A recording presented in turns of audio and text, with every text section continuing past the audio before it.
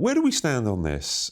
VJ Day, which we've discussed last couple of weeks, we discussed today, the King and the Queen went to the National Memorial Arboretum. It was quite an emotional event. I mean, I did VE Day and I did D Day, and they were pretty powerful. And sometimes people forget about VJ Day. It's like the official kind of end of the war. You know, it was the end of the Prince Philip and all that. Prince Philip was actually out there fighting in the Pacific when it was signed back in 1945.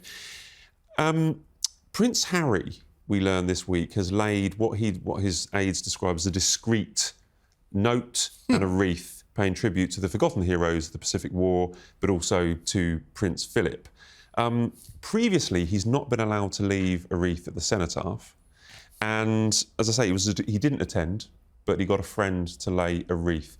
Was this a PR stunt? Is this something that Harry is inextricably linked to the armed forces? He's spoken in the past about how much he admires his grandfather. Where do we sit on Harry's actions here?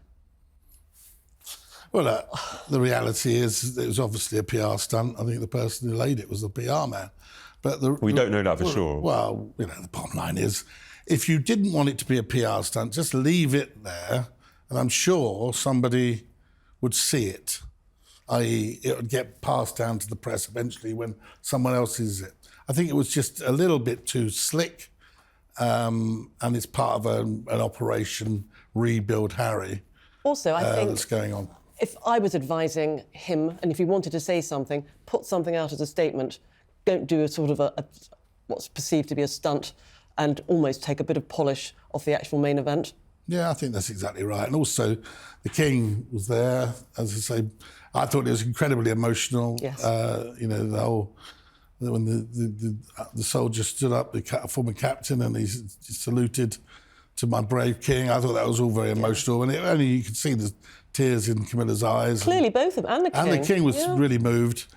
I thought it was terrific and showed you what it was all about, really. And again, I think it was the king's day, but I think that the Prince of Wales and the Princess of Wales, given that this is probably the last time there's a significant anniversary to commemorate the 80th anniversary of the end of VJ Day. Prince and Princess of Wales absolutely should have been there. Well, a cynic, and that might not be me, but a cynic might argue that Prince Harry maybe saw that as an opportunity, and he was able to leave a letter there to show that he had some kind of presence at the event. I think you're right in that. I think Harry, you know, he had a lot of people respected Harry for the Invictus Games, for his own service.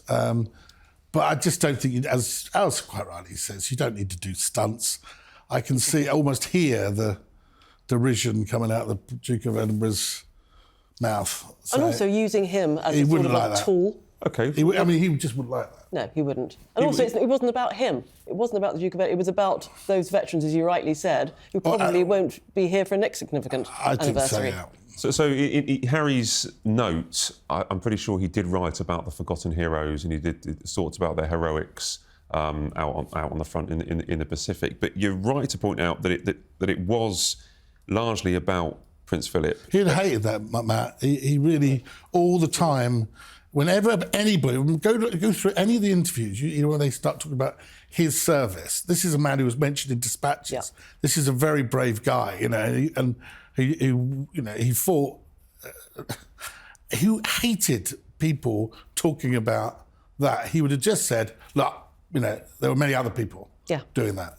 He couldn't stand people, like any true hero, you know, somebody who'd served. It wasn't about him. It would be about his shipmates. It would be about those he served with and those who lost their lives, more importantly.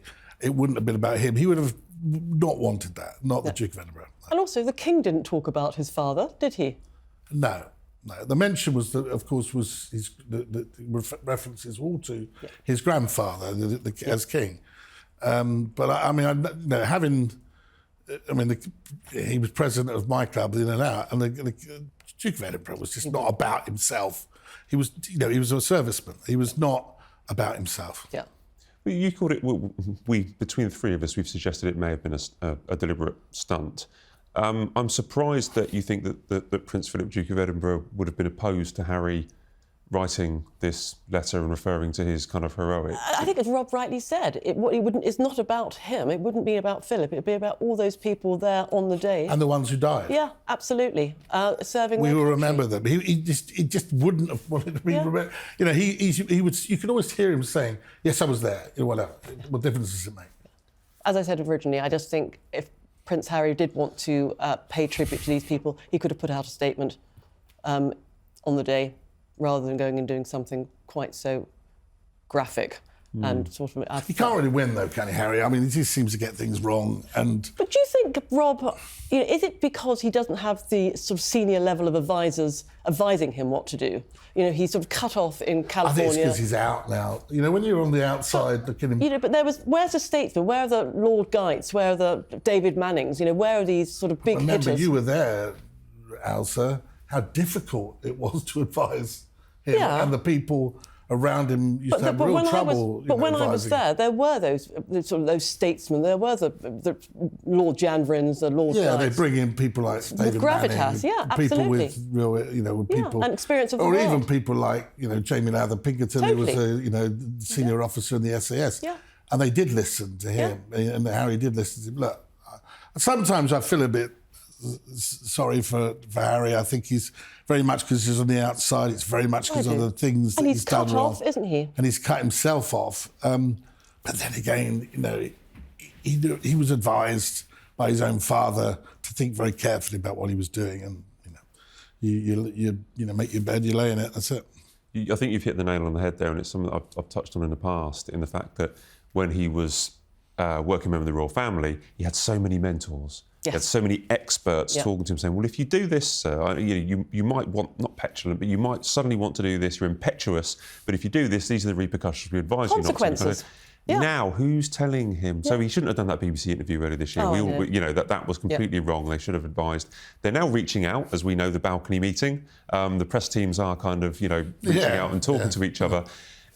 It always worries me what advice Harry is receiving. Who is his private secretary? The equivalent of a private secretary. Who has the experience to know that if you act like this, the royal family are going to act in return? Would be Meghan, I would have thought. But Matt, I totally agree. And even going far back, writing the book Spare, clearly the publishers aren't going to say to him, don't do this, because they want to make money from the book.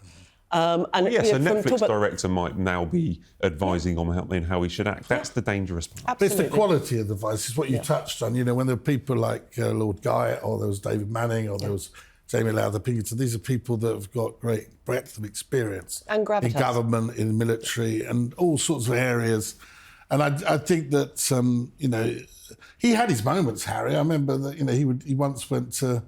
If I remember right, I was told he went to the intelligence services and started giving his views on how the war in Iraq could be handled. And they said, well, thank you very much, Captain, but that's a bit above your pay grade. So you've had that. And I think even Prince Andrew is said to have done similar things where they start, giving their views, and the military are quite good at just putting people in their place, saying, well, that's your rank, and we've got generals and field marshals are dealing with that, and strategists. So, I think that Harry has always been a difficult person to advise, but his advice was always a lot better in the past when he was inside the tent.